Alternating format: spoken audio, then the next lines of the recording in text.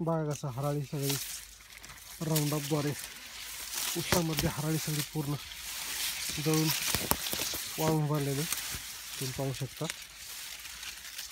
ऊस पण कसा असा हिरवागार आहे।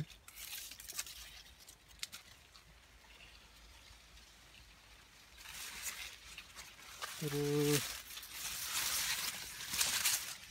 हे ऊस उंच आल्यानंतरच आपण ऊस 10 ते 12 कांड्या म्हणा 8-9 कांड्या झाल्यानंतर जेव्हा खाल्ला पाला वाळतो ऊसाचा तेव्हा आपण ऊसामधल्या हराळीला राऊंड ऑफ हे वापरू शकतो। ऊसाच्या वल्ल्या पाल्यावरती हे राऊंड ऑफ पडलं नाही पाहिजे, नाहीतर ते ऊसाला धोका देऊ शकतो। जेणेकरून ऊसाचा पाला पूर्णपणे खालचा वाळल्यानंतरच राऊंडचा वापर करा। तर खूप असा छान असा रिझल्ट आहे, आता बघू शकता तुम्ही।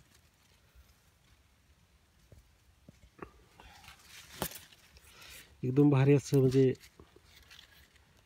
एकदम भारी टाकाटक हराळी पूर्णपणे वाळलेले आता।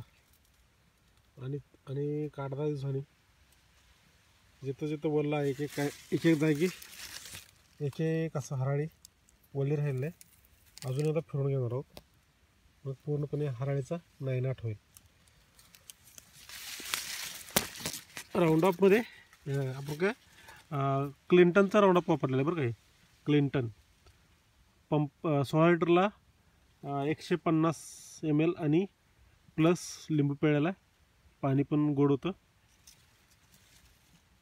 तर क्लिंटनचा रिझल्ट ऊसामध्ये